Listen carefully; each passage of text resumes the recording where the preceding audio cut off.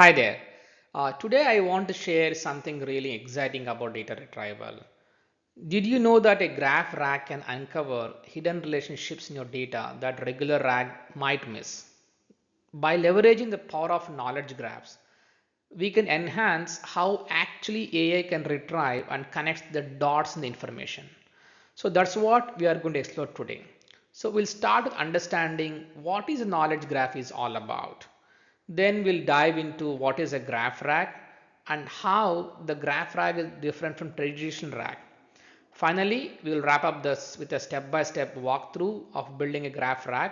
So I'll be walking you through a Jupyter notebook where we'll walk you through step-by-step on loading the data, cleaning the data, and then loading the data into in the graph database, and then running some queries, creating embeddings. So we'll do the end-to-end process in a Jupyter notebook. So with that, let's get started. So here we have a knowledge graph, right? You might have studied this in graph theory in the school.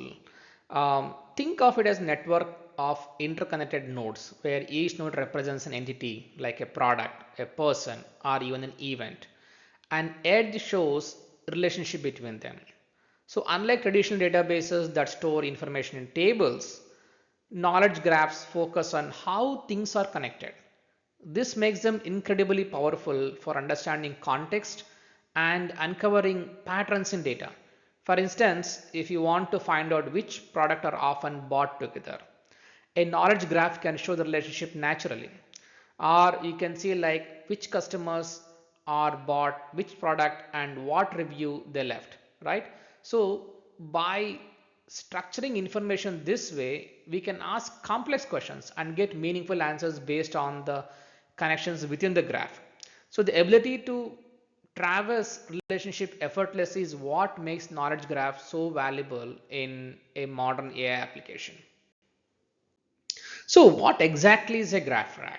So a GraphRAG or graph-based retrieval is a powerful approach that combines the strength of knowledge graph with the RAG.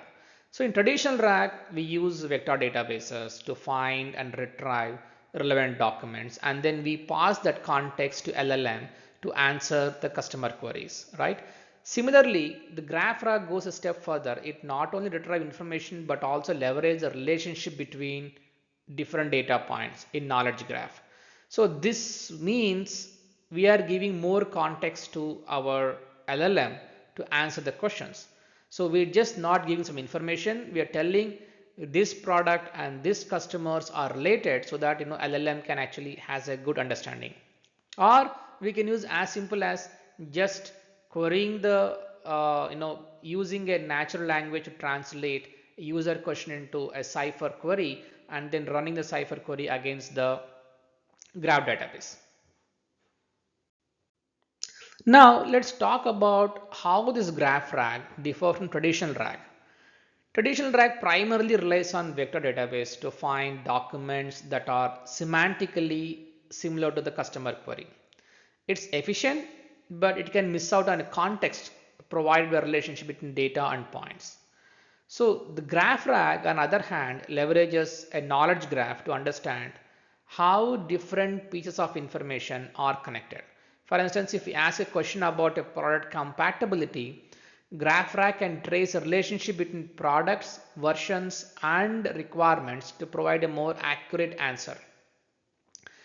So GraphRAG basically bringing the power of context to data retrieval, making it more suitable for scenarios where understanding the connection between the data points is crucial.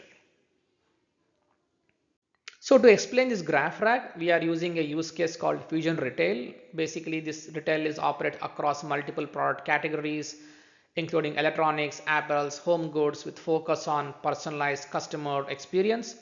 So we are having different data sets on this customer like campaigns, customers, products, interactions, the reviews by customer, and then support tickets. So what are implementation goals? A create interconnected customer product network, deliver personalized recommendations, and then help the user to run the queries to understand different data patterns in the data. So this is what we'll do in today's demo. We are going to do an exploratory data analysis to understand our data, like nature of the data, different elements of our data, any missing values in the data. Then we are going to create a graph schema, and then we are going to load the data into the graph schema, into the graph database, and create embeddings. And then we are running some queries on graph database, like user can ask any questions, and then we run that user questions in a natural language against the graph database. Okay, before we start the demo, let's look at our data. So I have uploaded this data into Kaggle. So you can also download the data from Kaggle, and I'm going to leave the link to download in the Kaggle in the video comments.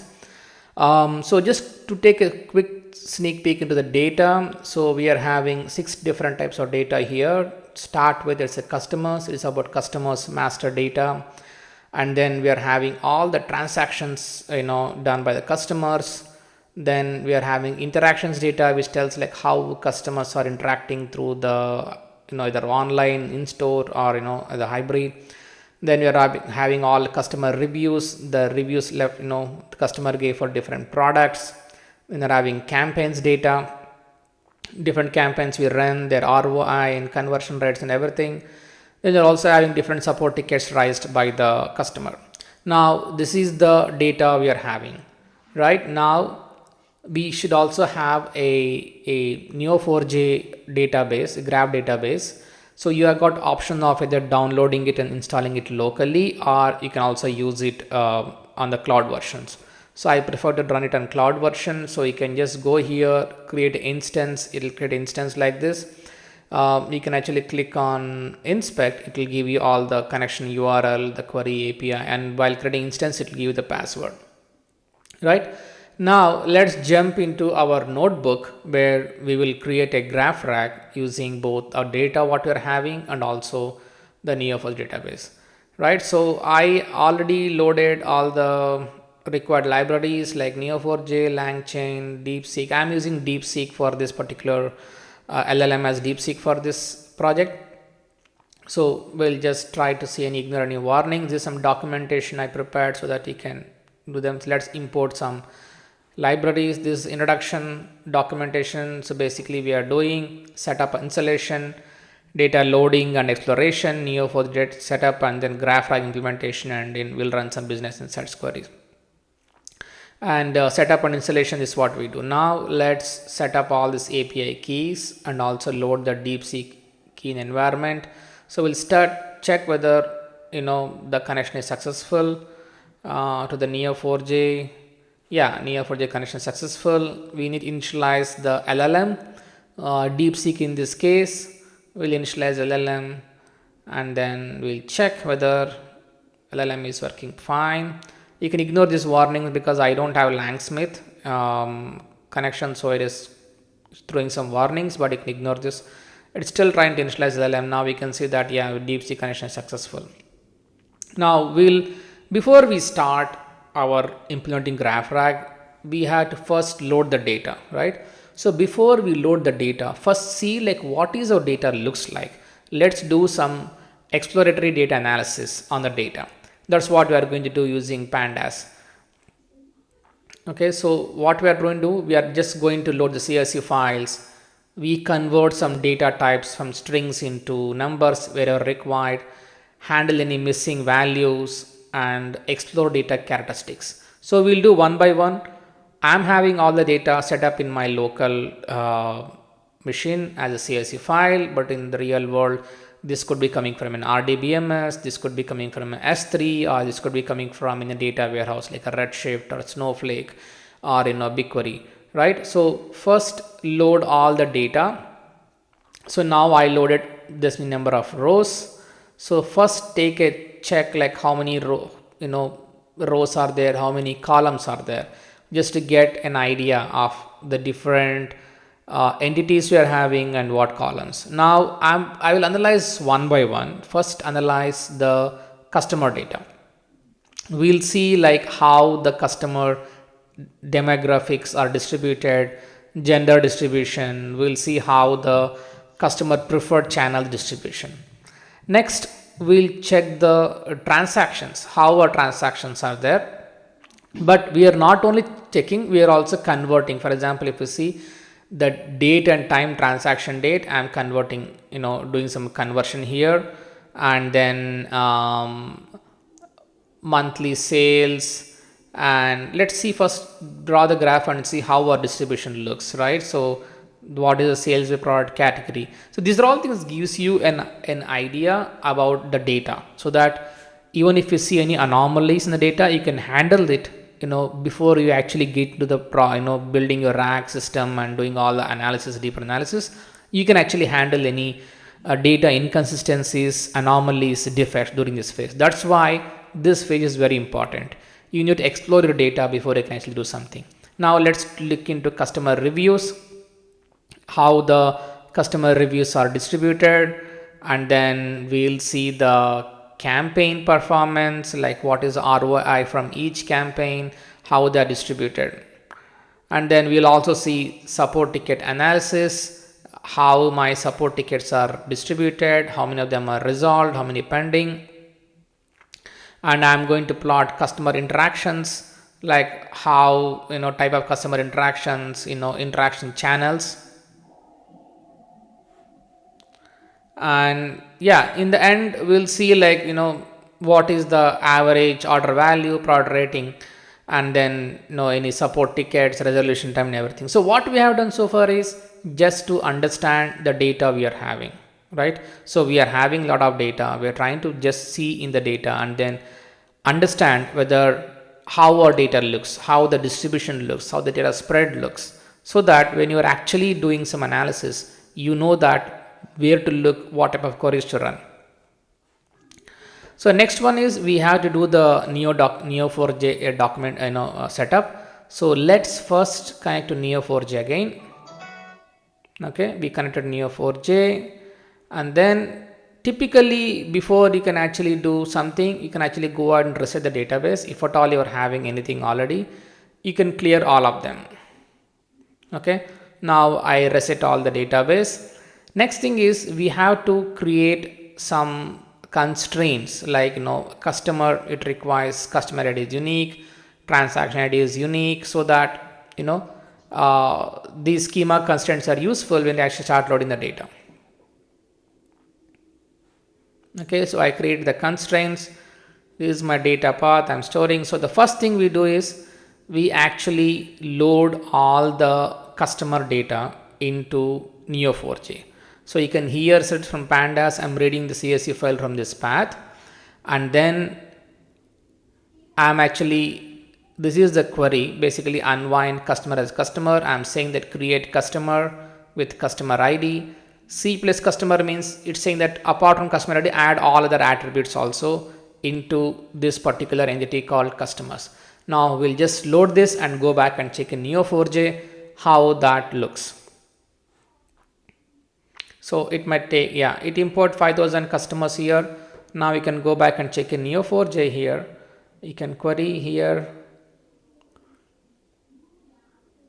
It has created this customer, right? Customer node, you can click on them. Of course, I'm having only 25 limit here. It shows the customer details. So these customers are loaded now here. Now let's go back and check. Now we load the transactions. Now here is where we connect the relationship between the customer and the transactions. So we are loading the data from transaction.csv file, and we are doing some pre-processing of the data, converting the prices into double format, so that when we do the aggregations we can add them, converting the quantities into numeric. And if any product name is blank, we are filling it as unknown product. Okay, so we are having a lot of data, like 100,000 records are there. If you try to load everything at one shot, it might be slow, or you don't know, like if something fails in the middle, you don't know where to resume. So what I'm doing here is I'm actually making them into batch size of 1000. So we load 1000 items in a batch of 1000 items. So what we're doing here, we are again loading and winding this batch as transactions. Here is where we are creating relationship. We are saying match c.customer, which we already loaded, customer ID, with the customer ID in the transaction data set. Now I'm creating all the transaction data set. Here I'm saying what is the name I can give for each fields, and then merge product name. Then I'm also creating a product category. Here is where I could see that I'm creating relation between the customer and then the purchase transaction, and I am also creating a relationship between transaction and then product. So what is relationship? A customer has purchased in the transaction and the transaction contains the product. So this is what the relationship I'm creating. Now let's see, load this. This will take some time because now it has to load, batches of thousands. You can load, that is loading, batches. So now it has loaded all transactions into the this one. Let's go back and check. Now we could see that the transactions are here. Now it also relationship, you can see that contains. Now I see that this is a product, it contains a transaction, right? This is a relationship between product and transaction, you can see that. Now we are having another relationship, purchased. So this is a customer and he made so many purchases, he or she made so many purchases. So the relation between customer and purchases. So this is loaded now. So now we need to load our next one, which is customer reviews, right? So now again here you see that we are unwinding it, but we are mapping a customer ID, we are mapping a product ID, we are mapping a category, and we are creating a review. So what type of relationship? Customer review is about wrote, and then review to product is about. So a customer wrote a review about a product, right? So we need to clearly map that relationship. So I'm having around 1000 reviews. So I'm going to load all of them into the database. Yeah, it import all the 1000 reviews. You can go back and check now here. You can see that already the reviews are there here, each entities, and the relationship is also there, wrote is there. Now I see that a customer, this customer wrote 3 reviews, this customer wrote 2 reviews, and then yeah. Our next one is campaigns. So we are going to load the campaign data also. I don't have any direct relationship here, so we'll just load the campaign data. Now again, support tickets, same thing, we need to associate a support ticket with a customer. So the relationship between customer and support ticket is a customer C has created this support ticket. So let's load this also. Yeah, next important thing is interactions. So a customer has interacted through multiple channels. Here you can see the relationship as a customer had interaction, like customer has interaction with a particular interaction. So interaction is one entity which tells what is interaction ID, what is the channel, what type of interaction, duration, session ID and everything, and then we are associating that with the customer. Here also is kind of a huge data set. So what we do is we load into the batches of 1000 each. Okay. You could see that it's still loading.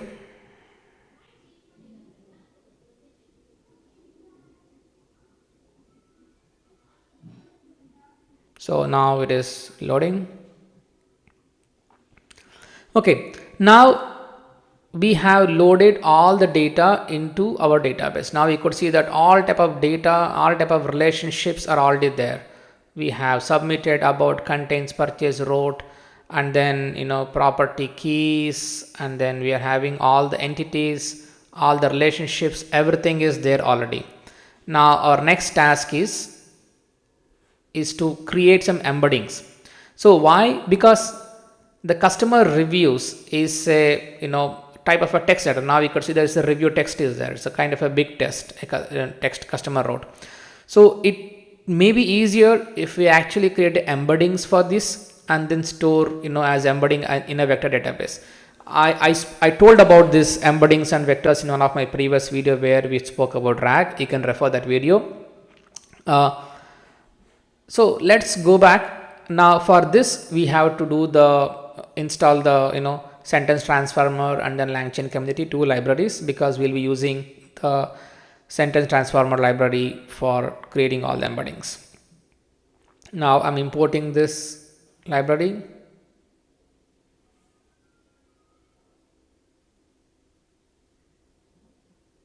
Okay, so what we'll do is we are using this model, this is our embedding model, to create a vector representation of the data. Okay,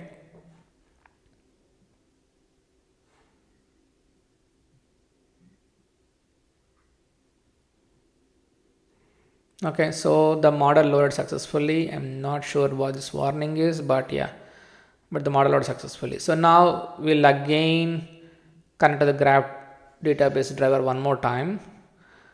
Now here we are creating a vector index called review vector, okay, if not exist, and I'm saying that load the reviews and embeddings, and this is a dimension, and then the similarity function is cosine similarity. I also explained about this cosine similarity and then Euclidean distance and everything in my previous videos. So a detailed explanation is there. Please feel free to refer that my video on the RAG, where a lot of details about this vector and cosine similarity is there. So now I'm creating a vector index, is created already. Now I'm creating a support ticket, because support ticket also has a lot of text data which contains details about support ticket. So it's good to have a vector index for that also, so that we can do a similarity search. Like when you are searching something for a review, searching for support, I am not really do a exact matching or pattern matching. I am doing more of a similarity search, like a semantic search.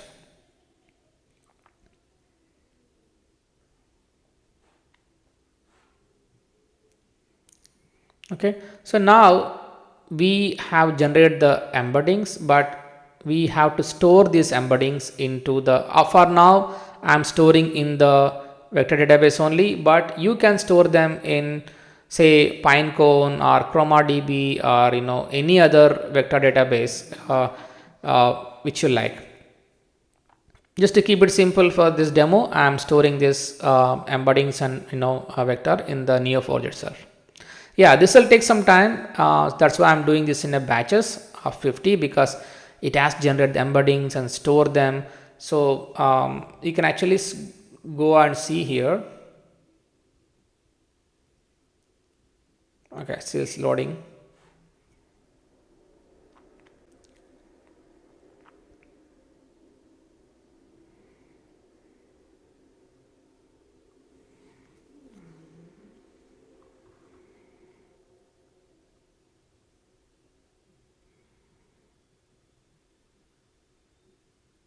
Okay, so basically it's doing everything one by one. So I might pause this video for a minute, so till it loads. Okay, now all this data is loaded, all the embeddings are loaded. Now we can start actually building our GraphRAG. So you can see the documentation. Now we need to define the schema definition for LLM, and then we'll see how to convert a natural language into a cipher query. Basically, to execute a queries on Neo4j, we use something called Neo4j cipher queries like this. That is a cipher query which gives you something about reviews. So what we want is we are actually taking the help of LLM here mainly to convert a natural language query into a cipher query. To do that, we need to tell LLM like what is the schema structure. So we are telling LLM this is schema info. These are the node labels: customer, transactions, product, reviews, and then ticket, and the relationship. The relationship is purchase between customer and transactions, contains between transactions and product, road, customer and review, about review and product, customer had interactions, customer submitted ticket. Right now, this is schema info. I'm storing it, and I'll be passing this to the LLM so that it can generate the cipher query appropriately. I'm just making Langchain as false here. Just checking one more time. Yeah, everything is done. So now I'm actually creating a LLM chat Deepseek. I'm using Langchain and Deepseek here. Okay, so here is where we are doing this is one of the important method. We are doing NL to cipher. So this is a prompt I'm giving. I'm saying you are an expert in Neo4j and cipher query language. Convert the following questions into cipher query that can run on Neo4j. So what is important is that these are all the constraints. And then I'm also, one of the important thing is that sometimes when you tell LLM that return only the query, otherwise it gives some text like here is a query, it try to explain the query. So to avoid all these things, you can actually should tell return only the cipher query without an explanation or marking format, because you are taking the same query and then executing it in the Neo4j, right? So and then we are invoking with this prompt. So let's execute this method. Now we'll be using this method down the line. Now this method gives you a cipher query. Now I need a way to execute this query, right? This is where I'm using execute cipher query method.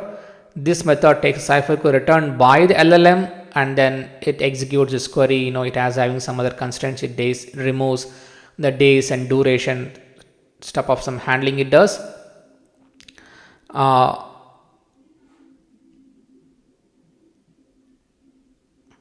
And then I need a process query method. This is the final method. So basically you take the question over here. This question is passed to this method, which will convert this question into cipher query. And then I pass a cipher query method to the execute query method, which will execute the cipher query against the Neo4j database over here and then return the results. Okay, to make it easier for us for our review purpose, so we have a display results HTML. So we take that particular results and then convert into HTML so that it's easy for you to view the results. Now we'll do one by one our analysis. So far, if you recap, we have the data, we did all the exploratory data analysis, we loaded the data into Neo4j, we create the embeddings, right? And now we created a method which will take the natural language question and then convert to cipher query.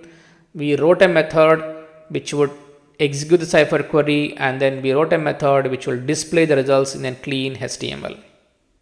Okay, so as far as the business insights, we'll try to learn in these 5 categories: customer segmentation, product performance, campaign effectiveness, customer journey, and then support ticket analysis.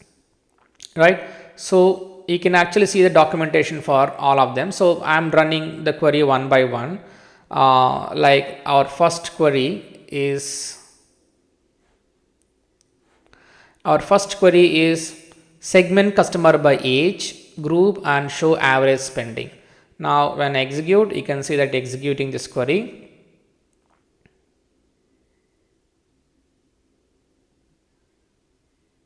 Now it is actually converting internally this text into an cipher query. You can see that this is my question, okay, and then it generated this query called matching this cipher query, and then I am passing this query and now I get this results. I am displaying results in HTML.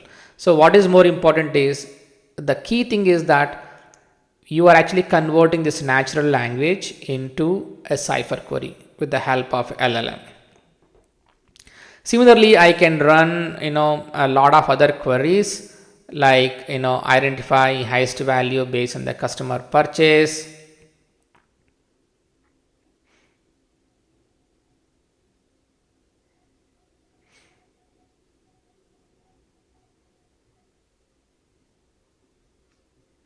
Yeah, it is actually running this query against the trying to generate LLM query. Now we can show that it shows the top 10 records, and I can also see like a lot of other things. Maybe I can go to product performance, I can compare sales performance across product categories.